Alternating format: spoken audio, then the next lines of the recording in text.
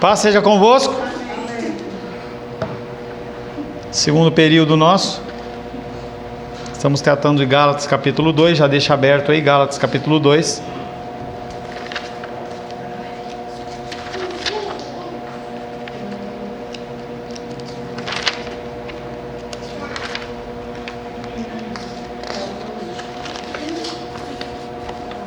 Gálatas capítulo 2, vamos ler? Verso 11 em diante.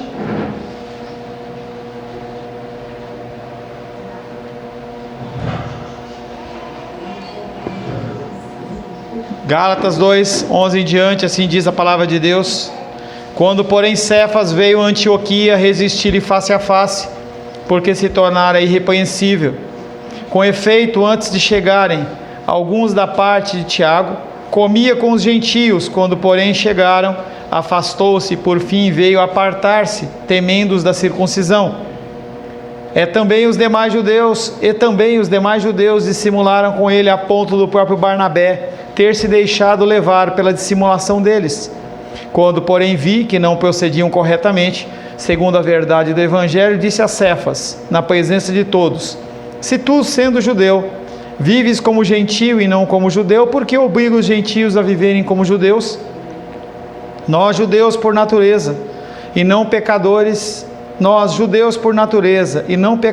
dentre os gentios, sabendo contudo que o homem não é justificado por obras da lei, sim mediante a fé em Cristo Jesus, também temos crido em Cristo Jesus para que fôssemos justificados pela fé em Cristo, e não por obras da lei, pois por obras da lei ninguém será justificado.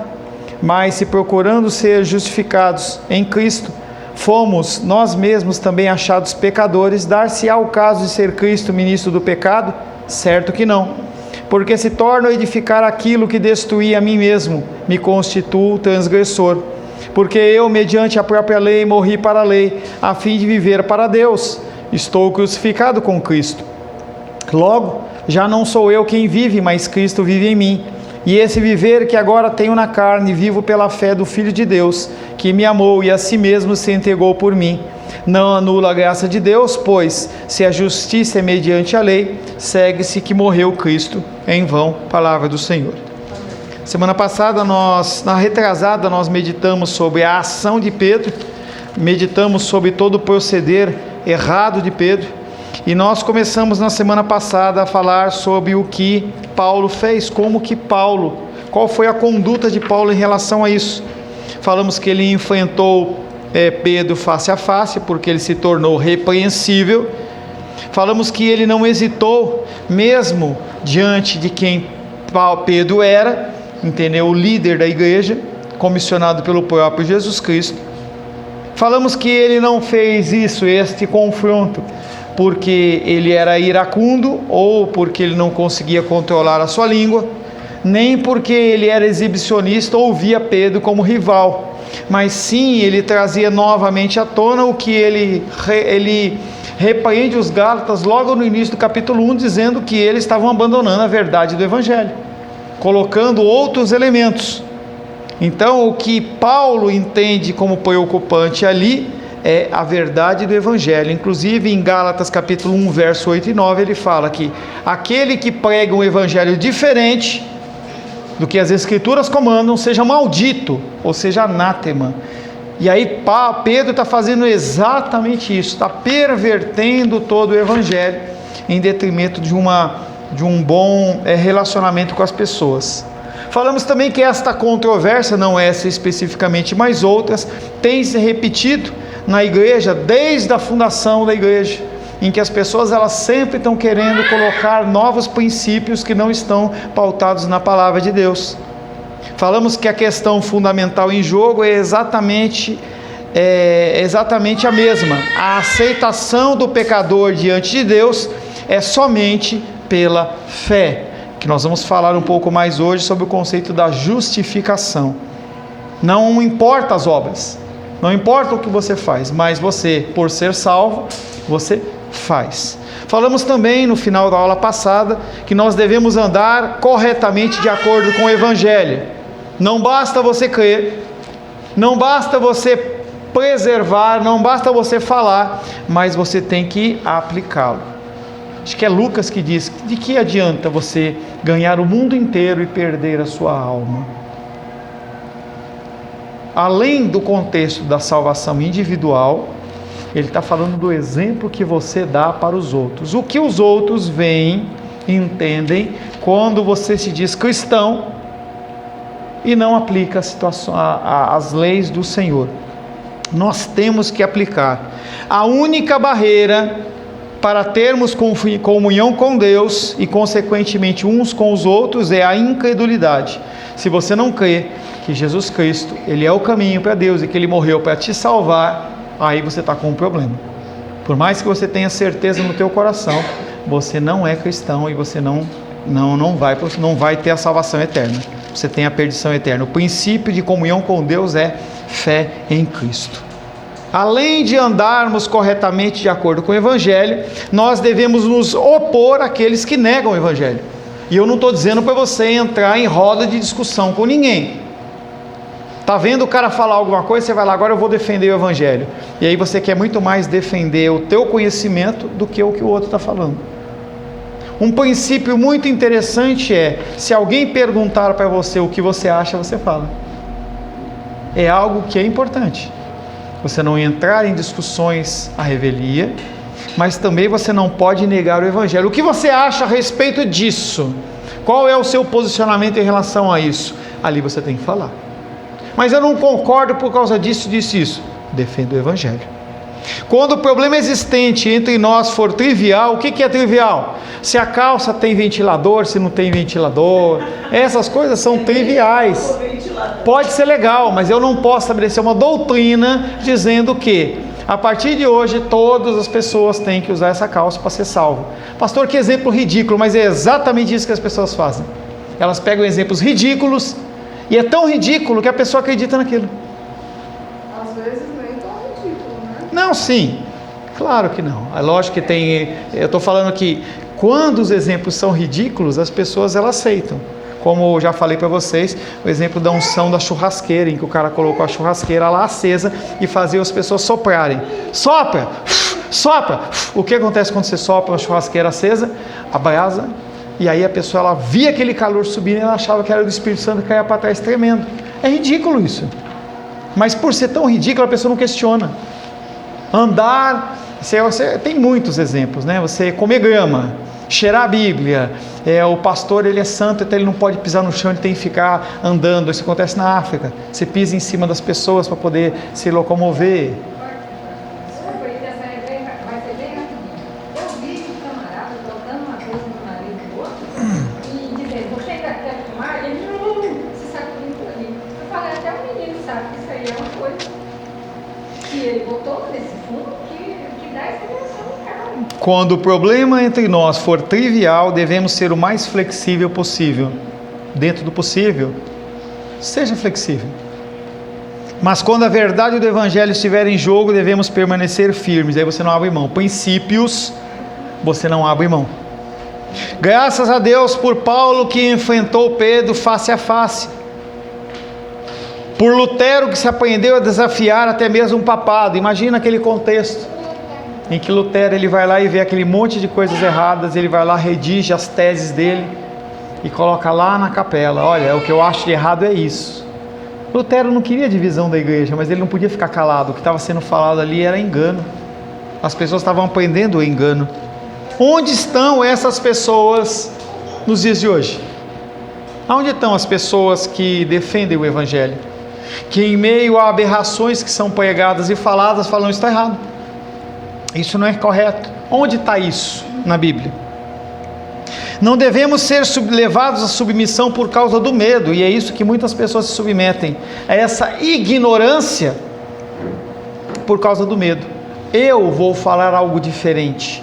Se eu falo algo diferente, eles vão me retaliar. Isso a gente vê bastante na igreja perseguida, em que a pessoa, dentro de um contexto muçulmano ou budista, em que ela chega e fala assim, eu quero servir a Cristo. Quando acontece isso, a pessoa põe a pessoa para fora, abate, tira o emprego, acontece toda sorte de coisas. O medo leva pessoas a negarem a Cristo. Do verso 15 ao 21, ele vem falando sobre a justificação apenas pela fé. Essa justificação apenas pela fé é apenas pela fé. Não tem outras ações, não tem outras opções. Nesses versículos aparece uma importante palavra pela primeira vez em Gálatas.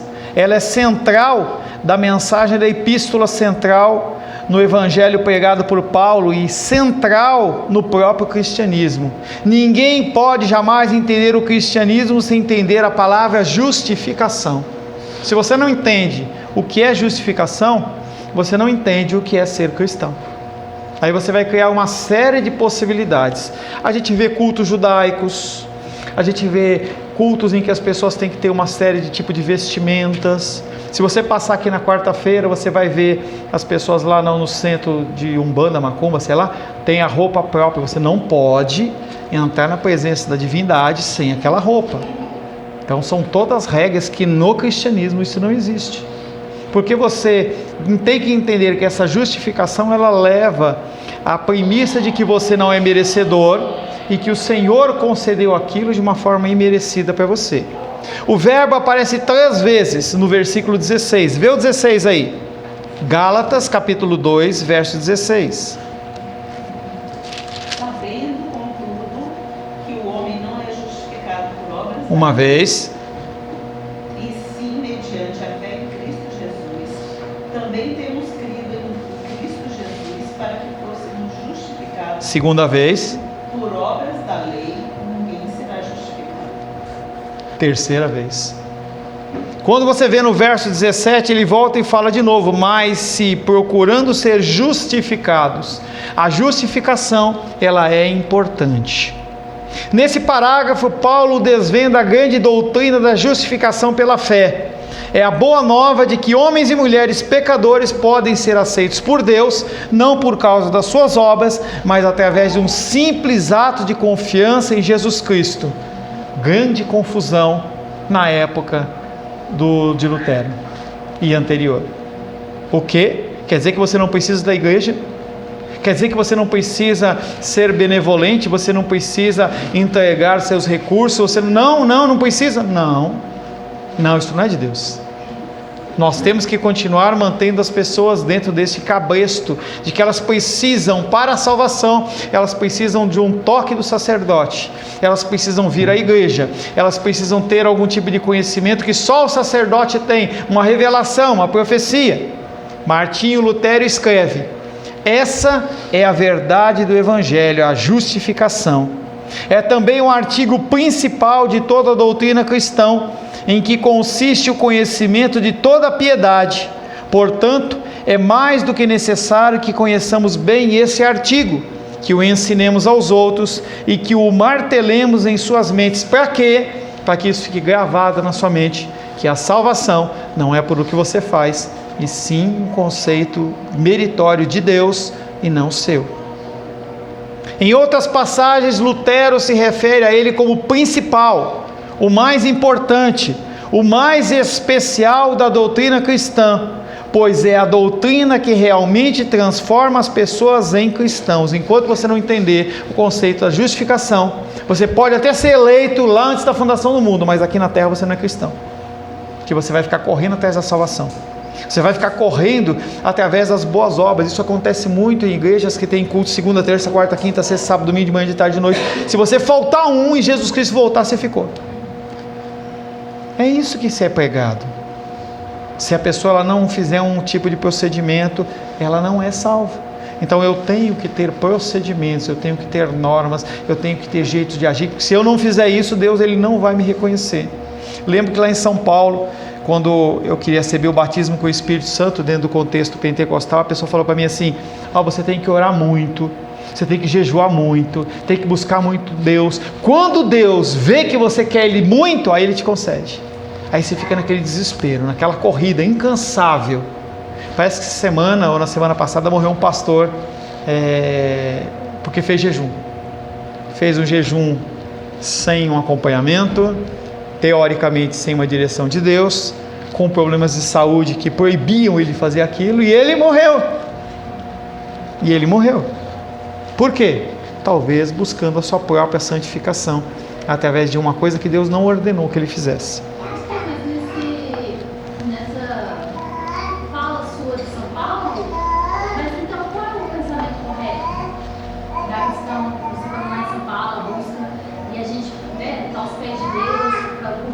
Não é meritório, querida. Ele concede as coisas quando ele quer conceder. Não é meritório, não quer dizer que você não tem que buscar. O problema é que você, quando entra num processo como esse, você acha que você tem direito por fazer. Eu vou cumprir 7 campanhas, 7 dias na presença do Senhor para conseguir o quê? Você vai lá 1 dia, 2 dias, 3 dias, 7 dias, aí você fala o quê? Agora eu tenho direito. Se acontecer, aí ele ia achar que foi por causa do esforço dele. Não acontece pelo seu esforço, Qualquer coisa. mas nós temos que ter esforço. Então, a gente vai aos pés para buscar mais da Trindade, mas ela se revela a Porque- maneira e do jeito que ela quer. E não condicionado ao que você faz. Porque eu busquei, porque eu fiz alguma coisa. O contexto de campanha, você entende? 7 semanas, só um minutinho, 7 semanas. Campanha para, sei lá, livre-se dos vícios. Aí o cara vai todos os dias da campanha. Quando ele cumpre aquilo, o que ele quer? O que foi prometido. E quando não tem, fica frustrado. Mas quem prometeu? O homem. Deus não é obrigado a fazer nada. Ele devia entender que todos aqueles dias que ele teve na presença do Senhor foi bênção para ele. Não existe o conceito de campanha na Bíblia. Digita lá numa chave bíblica, campanha. Você não encontra. Corrente, no sentido de que eu vou... Não existe isso. É conceito humano para forçar as pessoas a situações. Tinha uma campanha lá em São Paulo que a gente falava que era a Tenda dos Milagres. E aí essa campanha era muito legal, entendeu? Porque era toda cheia de símbolos e tudo mais. E a igreja, quando tinha campanha, lotava 120 pessoas. Acabou a campanha, esvaziava. E aí o pastor falava assim: nós vamos fazer isso para atrair as pessoas. Nós não precisamos atrair ninguém. Quem tem que atrair é a palavra. Fale, Edilene. Eu participei de uma campanha, eu e minha cunhada, 7 dias para meu irmão deixar de beber. Ele continua trêbado até hoje. E a gente não falhou em nada. E Deus falhou. Deus falhou? Não, parece, né? Não. O que é vendido é, porque você não teve fé. É meu irmão, né? Justificação. O que significa? Se a doutrina da justificação é essencial na religião cristã e de vital importância que a entendamos, o que ela é? Justificação é um termo legal que foi tomado emprestado aos tribunais e não dos tribunais. A justificação nasce em Deus e não nos tribunais. É exatamente o oposto de condenação. Quando uma pessoa recebe a sentença, você está condenado, você está declarando que a pessoa ela é culpada daquilo que ela foi acusada. A justificação é ao contrário. Ela é declarada o quê? Sem culpa, inocente, justa. Porque ela não cumpriu? Nos tribunais sim. E no cristianismo? Ela cumpriu, ela fez tudo aquilo de errado, mas alguém pagou o preço. Quem pagou o preço? Cristo. Qual a diferença do ímpio e do salvo? Os dois pecaram. Os dois julgados, eles são condenados. Só que este, Cristo não derramou sangue por ele. Esse, Cristo derramou sangue por ele. Aqui está feito a... Tem uma palavra, foge agora. Seria a remuneração do delito. Então Deus olha para aquilo e fala: estou satisfeito com isso. E aqui? Não, ele continua pecador. Ele vai ser julgado, condenado e culpado. Aqui ele é salvo. Tudo bem? Inocentado, porque Cristo pagou. Cristo pagou. Se eu pegar, vou lá e pego aquela garrafinha novinha, bonitinha da... Linda. Se a Luísa ver, ela vai querer para ela. Né? Eu vou lá e pego a garrafa da Edilene e levo embora. Não, pastor, essa não. Eu pego e levo embora. Eu levo embora essa garrafa. Eu vou ficar muito triste. Você vai ficar triste. E aí a Edilene fica invocada, ela vai lá na delegacia e fala: o pastor Paulo roubou a minha garrafinha verde. Entendeu? Aí o que acontece? A Shirley compra uma nova e dá para ela. A Edilene pode dar continuidade na ação, ou ela pode falar assim: vou deixar para lá. O meu problema era a minha garrafinha. Como a Shirley deu uma garrafinha nova, eu vou deixar lá. Pastor Paulo, fica com a garrafinha. Entendeu? Cancela o BO. Ou não dá andamento a ele. Aqui nós estamos num lugar que eu preciso falar. Fale. Tem um nó na minha cabeça, mas eu sei como fazer para não ficar encabulado com isso. É dizer o seguinte: quem sou eu para julgar Deus? Só isso. Mas como é que Deus criou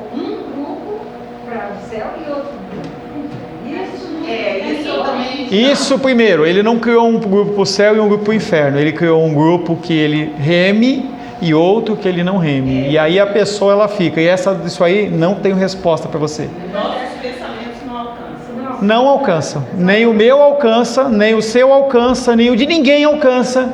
Porque você pode até dizer que alcança, mas quando o teu filho entra numa situação dessa, o teu irmão, teu pai, tua mãe, aí você se indigna. Não é algo que a nossa mente... Quando que você vai entender isso? Eu tenho para dizer quando você vai entender isso. É assim, No dia que o Senhor tocar a trombeta e o seu corpo ficar incorruptível e a sua mente for igual a de Cristo. Só lá. Só lá. Só lá. Porque o raciocínio é, se uma pessoa, tem duas pessoas, se as duas são tendentes ao mal e eu não fizer nada, as duas vão para o inferno. E eu só faço por essa. Naturalmente, essa vai, porque eu não fiz por ela. Então não tem explicação, eu não consigo. Você pode buscar, mas isso é uma coisa divina. É bom não buscar. Senão até simplesmente você entende, simplesmente você se apega aos versículos bíblicos como verdadeiros e continua caminhando. A sua função é o quê? Como fazer algo diferente? Pregar o evangelho, viver uma vida cristã, meditar, orar pelas pessoas. A sua função é essa, porque pode ser que no dia do juízo o Senhor mostre que a pessoa ela foi para o inferno porque você não falou de Cristo para ela. Então não se preocupe com a ação de Deus, preocupe com o quê? Com o seu nariz. A ação de Deus é a ação de Deus, você não pode mudar em nada, mas você pode cumprir a sua parte? Você pode. Até um dia você falou, né, que às vezes a gente fica preocupado em muitas vidas, mas se uma vida já é festa no céu, né? Que uma frase que eu digo, eu achei interessante. Às vezes a gente quer fazer coisa demais, abraçar o mundo inteiro, mas assim, não é a quantidade de coisa que você faz, mas se um simples gesto, uma simples coisa, mas você faz com amor. Então, às vezes a gente quer abraçar o mundo inteiro, mas se nas pequenas coisas que Deus colocar na sua mão, você fizer com amor, porque às vezes a gente quer abraçar o mundo inteiro, às vezes ou não tem como, ou não fica pela metade, ou acaba não fazendo nada. Tá. Importante, não está chovendo não, Edilene, fica tranquilo. Tá? Importante, quando você cumprir toda a sua parte, você questiona Deus. Vamos fazer isso combinado?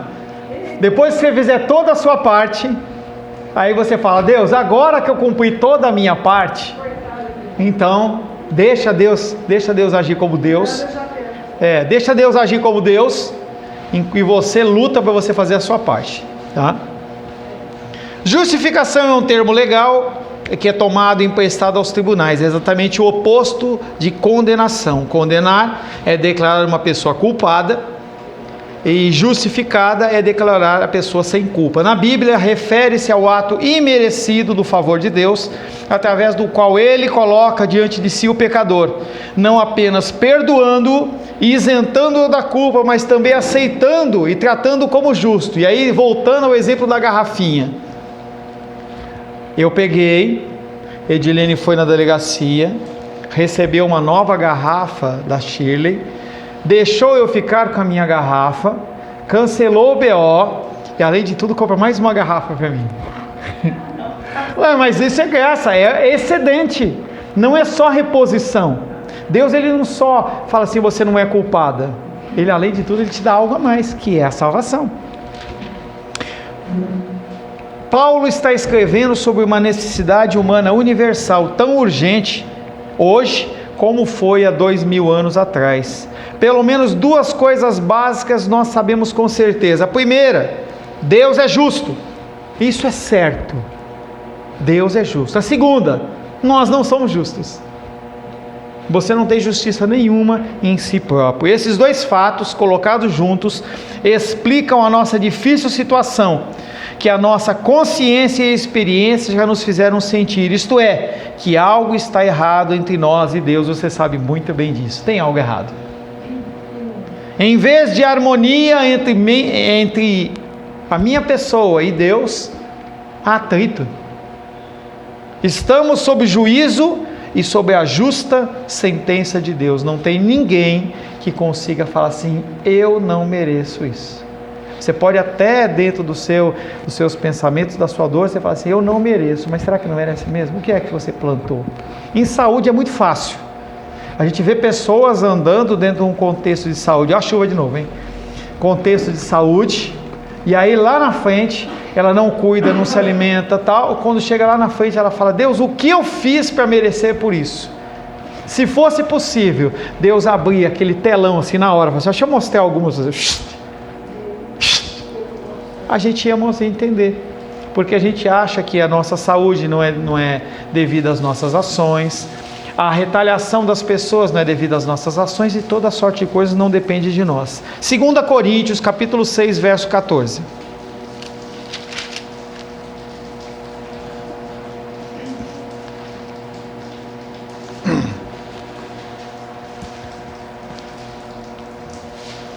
Não vos ponhais em julgo desigual com os incrédulos, porquanto que sociedade pode haver entre a justiça e a iniquidade, ou que comunhão da luz com as trevas?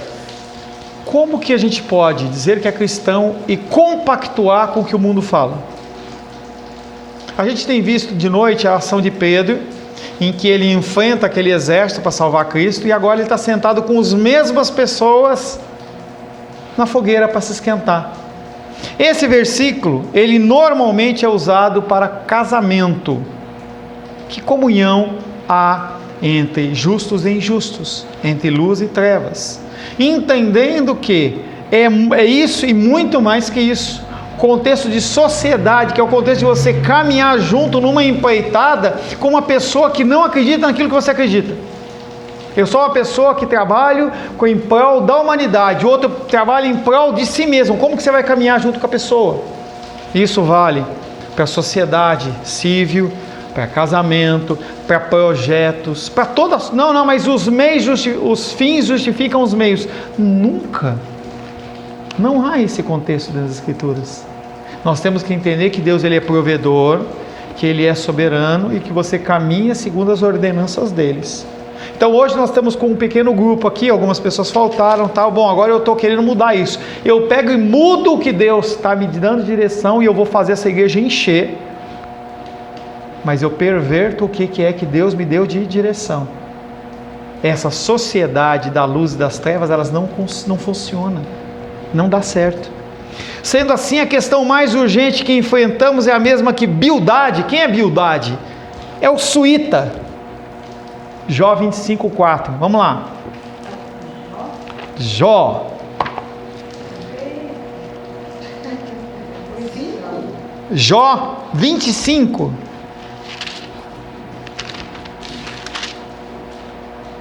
Como, pois, Calma, seria Gilé, justo? calma. Calma, filha.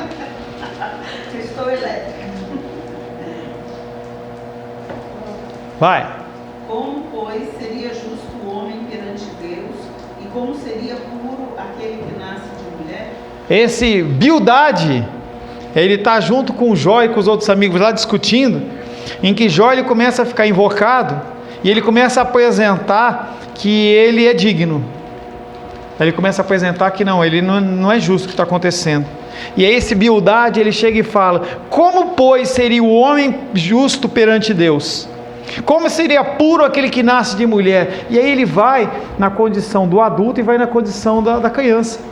Como a Manu, que nasceu em pecado, ela é santa e pura? Como que assim ela é justa? Mas é tão lindinho, tão fofinho. Nasceu o filho do Alice com a Ingrid, a filha, a Júlia, entendeu? A Júlia nasceu santa, pura, de jeito nenhum. A criança, ela já nasce com o conceito de que eu domino e eu reino. Ontem eu estava vendo um desenho, eu, a Rô e a Luísa, começamos a ver o Toy Story 4. E aí a criança, ela está indo para o jardim de infância. Por que a criança se sente mal? Porque tem outras crianças para dividir o espaço, e ela deixa de ser o quê? O centro das atenções. É o ser humano. Ele quer ser importante. Ele quer ser o importante.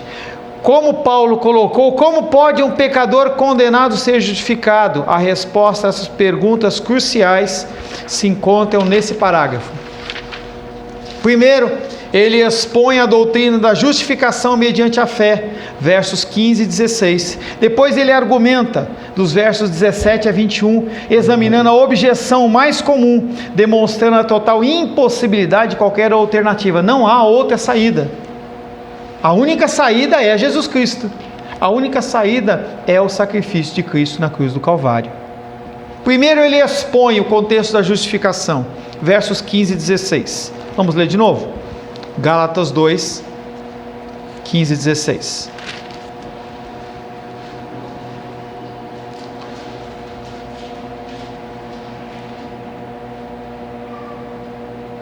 Nós, judeus por natureza e não pecadores dentre os gentios, sabendo contudo que o homem não é justificado por obras da lei, e sim mediante a fé em Cristo Jesus, também temos crido em Cristo Jesus, para que fôssemos justificados pela fé em Cristo, e não por obras da lei, pois por obras da lei ninguém será justificado. Esse texto, Lutero um dia estava orando, que nem, não sei se foi a Menise ou a Edilene falou, como que a pessoa lê, dos Reis, como que a pessoa lê e não entende? Lutero, um sacerdote católico, ele lê um versículo como esse, e ele ficou chocado, os olhos dele se abriram. Quer dizer que não são as indulgências? Não é o dinheiro que eu entrego? Não é a minha frequência? Não é a minha roupa que é limpinha? Não é nada disso? É a fé em Cristo. Sua exposição assume a forma de um contraste entre a doutrina dos judaizantes, na justificação pelas obras da lei, e a doutrina dos apóstolos, da justificação mediante a fé. Ele repudia a primeira e dá força à última. Justificação pelas obras da lei. Depois ela não quer que eu fale, né?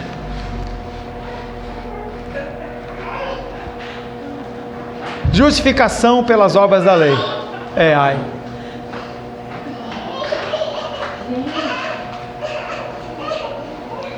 Por lei, entende-se a soma total dos mandamentos de Deus. Lei não é parcial. Lei é um conceito da soma total das ordenanças de Deus. Se você conseguir cumprir 100% dos mandamentos de Deus, você é livre do sacrifício de Cristo. Só que é impossível você cumprir os mandamentos da lei na sua totalidade, porque se você errar em um, você errou em todos. Pastor, não é justo. Conversa com o legislador e não comigo. Os judeus supunham que podiam ser justificados deste modo, como também os judaizantes, que professavam ter fé em Jesus, mas queriam que todos seguissem igualmente a Moisés. Você pode ser judeu, você pode ser cristão, mas você não pode ser um sem o outro. Tem que ter os dois. Oi? Eu posso ser judeu, eu posso ser cristão, mas para ser cristão eu tenho que continuar sendo judeu e com todos os preceitos cerimoniais que as leis de Moisés ordenam. Mas a gente não é gentil? Oi? Eu estou falando primeiro do conceito da justificação pelas obras da lei, o que eles pensam, tá? Os judeus supunham, não é verdade, supunham que podiam ser justificados deste modo. Eles professavam ter fé em Jesus, mas obrigavam que todos seguissem as ordenanças de Moisés. Que ordenanças? Cerimoniais. Ordenanças cerimoniais que caíram, ficaram para trás. Por exemplo, não há mais necessidade de você sacrificar nenhum animal para o quê? Limpar-se do pecado. Não há necessidade de uma intercessão especial de um sacerdote para que você seja salvo. Você tem a liberdade de falar com Deus em nome de Jesus em qualquer lugar, sem ser no templo. São leis cerimoniais, em que os judeus falam, não, você tem que continuar fazendo isso. E Paulo fala, não tem. Mas era difícil para mudar. Eu posso dizer se eu... Mas o convencimento não é do homem. Pois é. é do Espírito Santo. Aí tá certo. O convencimento é do Espírito Santo. E aí, mais uma vez, a gente vai naquele conceito. Por que que Deus endureceu o coração daqueles homens e não amoleceu? Porque Ele tinha um propósito de alcançar a minha vida e a sua vida. Não dá para explicar. Por que que Deus usou Nabucodonosor, ruim como era? Por que que usou Ciro, rei da Pérsia, ruim como era? Ainda chama ele de filho, para cumprir funções, cumprir ordenanças. Vale, Edilene? A circuncisão também era uma lei feminina. Era uma relação pactual. Naquele momento, o homem, em especial o homem, ele era circuncidado como um símbolo de que ele estava se aliançando com Deus. Sem aquilo ele não era. Se você for lá em Êxodo, Gênesis, me foge. Tem uma passagem em que a mulher de Moisés fala: você é homem sanguinário, porque você se apresenta na presença de Deus circuncidado, mas os seus filhos não são. E aí ela faz a circuncisão ali.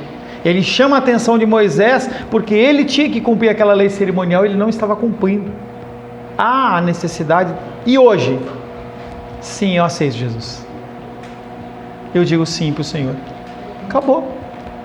E aí o ser humano que já passou por tudo aquilo, ele fala: não pode ser. Tem que ter mais alguma coisa. Por que eu tive que passar por aquilo e você não tem? Não importa. Tem uma parábola muito interessante que diz que um vinhateiro, acho que era um homem que trabalha com vinho, sei lá, colheita qualquer, ele passou no centro da cidade, 4 horas da manhã, e falou: vocês querem trabalhar? Queremos. Quanto o senhor paga?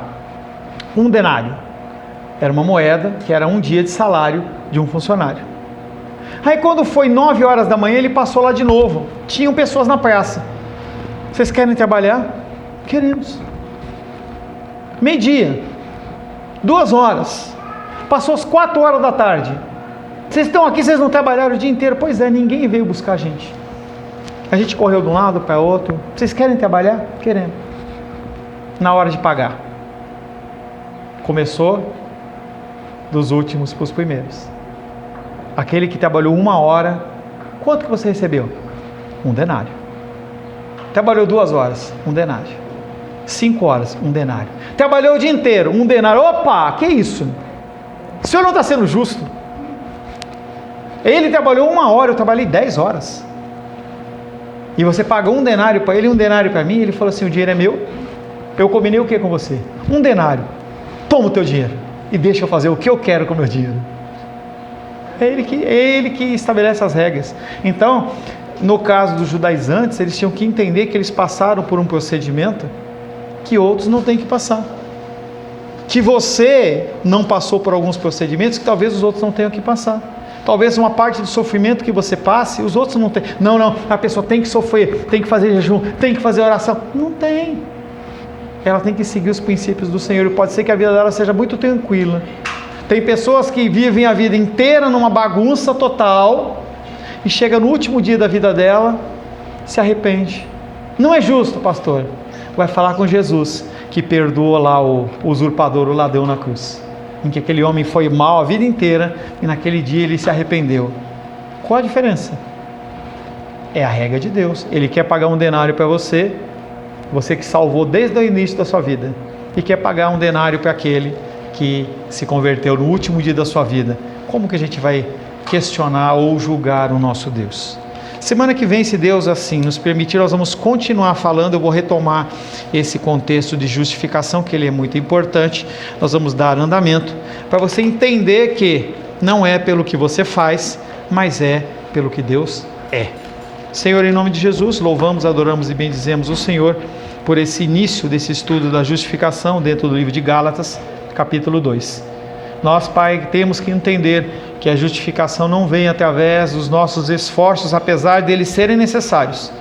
Nós, Pai, temos que entender que o Teu reino, Pai querido, ele não é tomado à força, mas nós temos que nos esforçar, pedindo a Ti, Pai querido, que o Senhor nos implante no nosso coração o entendimento da dependência total e completa do Senhor, mas que mesmo assim nós não fiquemos apáticos, Pai, dentro do nosso cristianismo, mas nós venhamos a ser mais e mais pessoas ativas dentro da pregação e do louvor da tua graça e do teu evangelho, Pai. Te louvamos, Pai, em nome de Jesus. Amém. Glórias a Deus.